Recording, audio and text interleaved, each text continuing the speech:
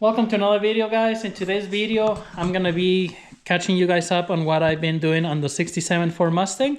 There's a few things that I've been working on that I haven't filmed, so I'm gonna catch you guys up on that. Stay tuned.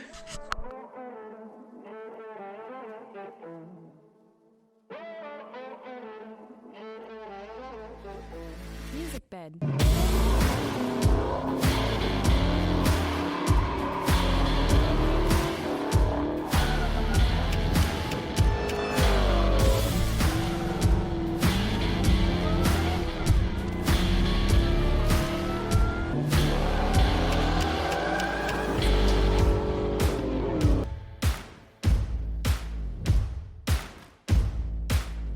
Alright, so before we get started, I'm gonna catch you guys up on what I've been doing here. So as you guys see, there's a video that I did, a short video of me starting it up. So I got the fuel injected all hooked up. On that video, you'll see the bunch of wiring kind of sitting on the fender over there. And that's because I had the MSD box just sitting over there and all the wiring to the fuel injection.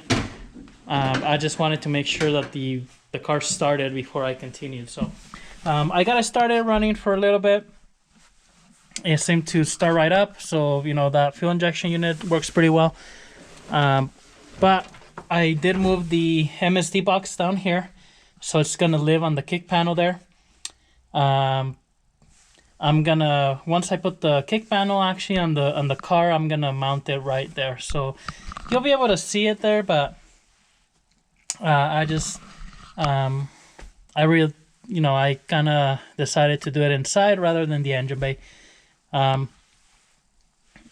showed you guys like the gauges that I did, so I've been running the paintless wiring, which I think I did a video on it. But what I've been doing also is I started to do some of the wire loom, which is what I'm gonna do today. Just, you know, making everything look nicer in here.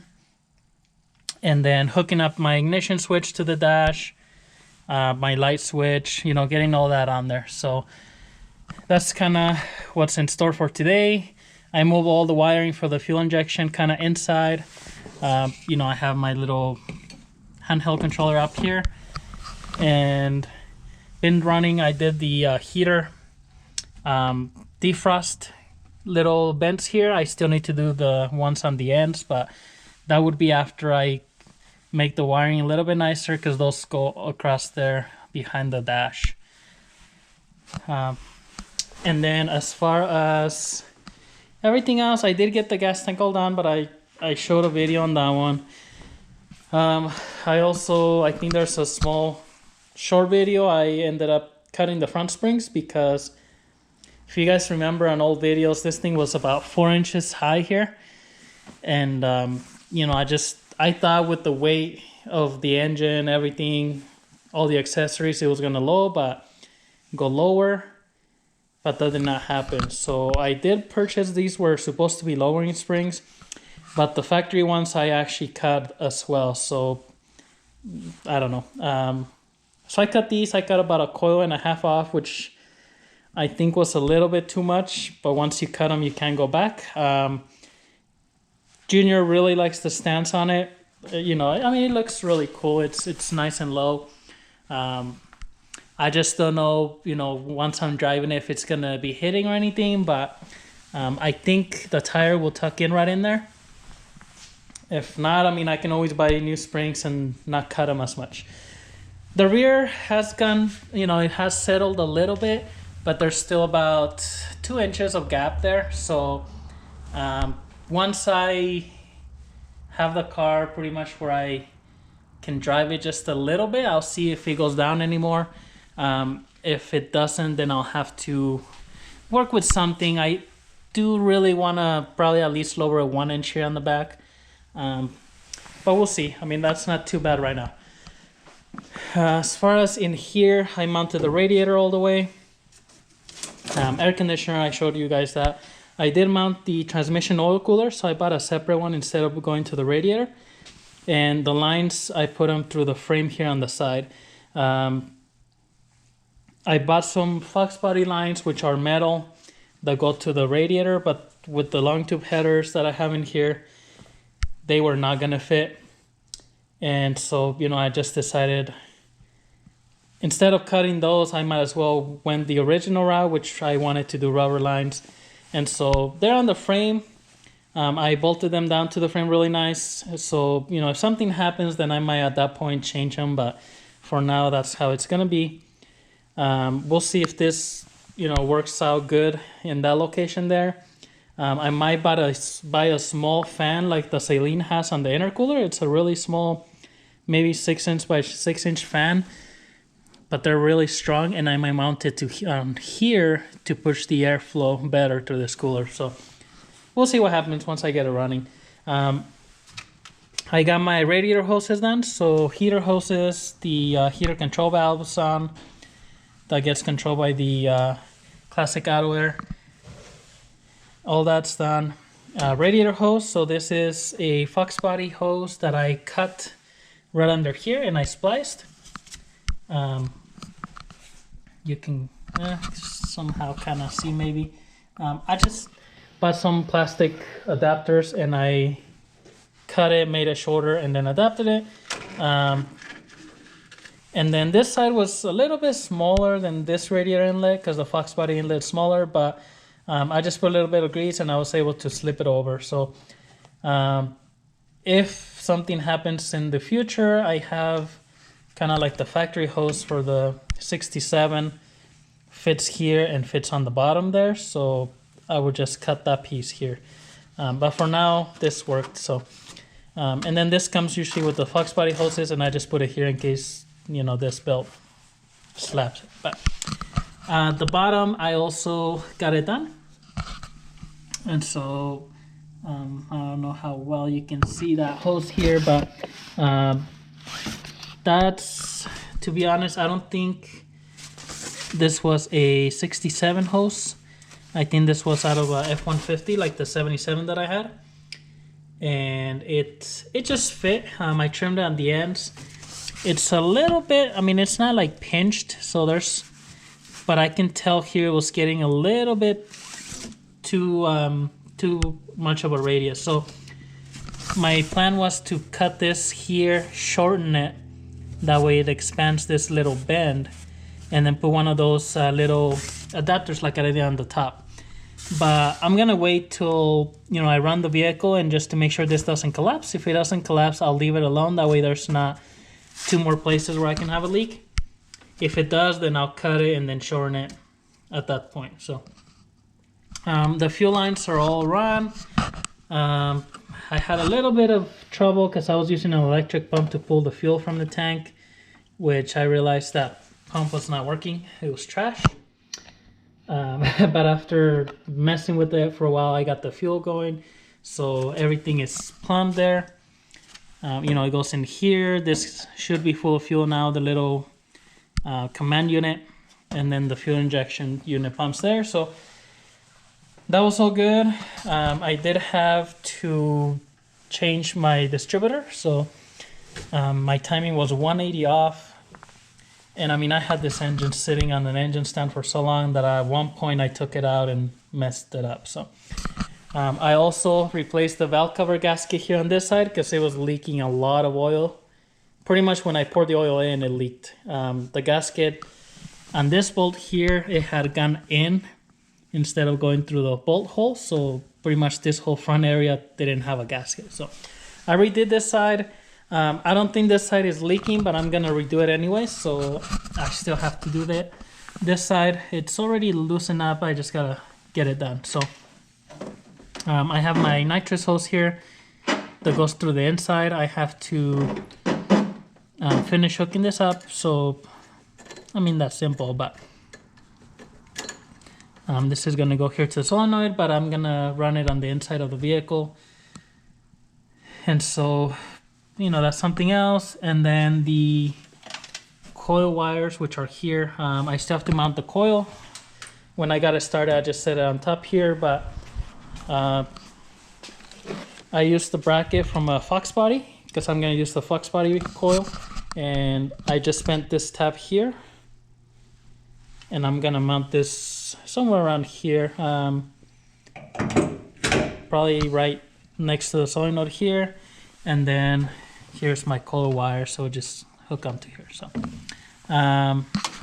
this is power wire that's going to go from the battery from the solenoid here to the inside where I have a distribution block. And instead of running the MSD wire all the way here, my fuel injection unit wire all the way here, like the fuel pump, it's also wired into the fuel injection unit. I put them in the engine firewall, and I'm gonna go to that distribution block. And then this is for the O2 sensor here. This is a really thick gauge wire. I think it's like a 6. And to that distribution block, the wire going to the inside or to the MSD box is about, you know, probably like a 12, kind of similar to this one. So this will be plenty of power. Another big change is the battery tray here. I did end up moving the battery up here, and that's just because having it on the back was not working out with the fuel injection unit. I did put a pretty thick wire and all that, but it seemed like every time I was cranking over the engine, it was making that reset. So I put it here. That worked out good. I still left that cable I run underneath for my sound system. And so I'm just going to change where it's mounted here to a solenoid. I'll probably mount that to the battery. And then I run my alternator wire here. But also I do have to put a fuse in there, which I found somewhere.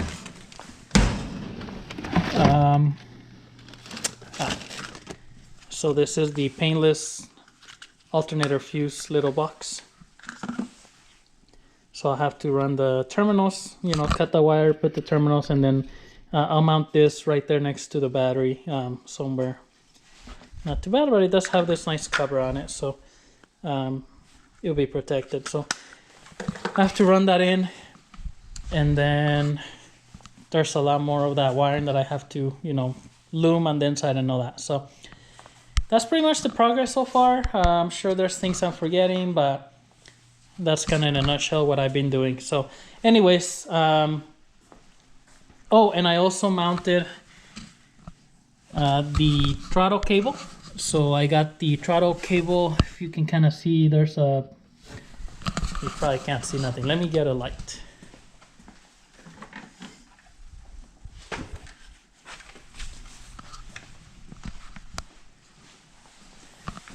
So you can see in there, there's that little metal. So that's the low car gas pedal.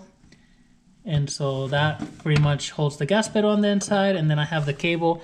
When I bought the cable, I think I bought like a 30-inch, which is a little too long, I guess. But at the time, I wasn't sure what I was going to need, and I didn't want to have something too short. So I just run it underneath, you know, master cylinder here. It loops around, comes in here to the bracket. This is a special bracket you can buy from Locar for the FI Tech. It bolts right in the spots there, and then it holds your throttle cable as well as the transmission kickdown cable. So I got that hooked up there. I had it on the transmission before, but I finally got it in here, and I still have to tighten this up a little bit, but it's unhooked up with the right slack per the instructions. We'll see once it's running. So that's good. And then I can show you on the inside. That's what the gas pedal looks like in here. So it's pretty nice. You know, it's like a billet bracket and everything, so it's a pretty nice bracket. The factory gas pedal on the 67s is pretty it's pretty simple. It's just it bolts on, but then it's got a big rod sticking out, and so, you know, it's like a seesaw. When you push it, it pulls the lever, but I don't think it would be enough to pull the full throttle on the fuel injected. And I don't know, I mean I bought this a long time ago anyway, so anyways, I think that's a pretty good amount of catch up here for you guys. I still have to find what holds my steering column up here to the dash. I actually was looking at that. I don't know where that bracket is. I know it's somewhere, but I have to mount that lower bracket too to the firewall, but it just holds that seal in place. And you know, there's still the headliner. I have a TMI headliner that I'm gonna be putting in here, the one piece. And so I'll be doing that here next, I think. That way I get that big box out of the way. But anyway, so this was kind of a catch-up video, I guess. Not working on 67. I am working on it, but I think I'm just going to split this into 2 videos because I already been talking for quite a bit, telling you guys a lot, so I don't want to make a really long video. So the next video, I'm going to be working on the electrical here. So I'm just going to split this up into 2. Please subscribe to the channel. Questions, comments, leave them below. We'll see you in the next one.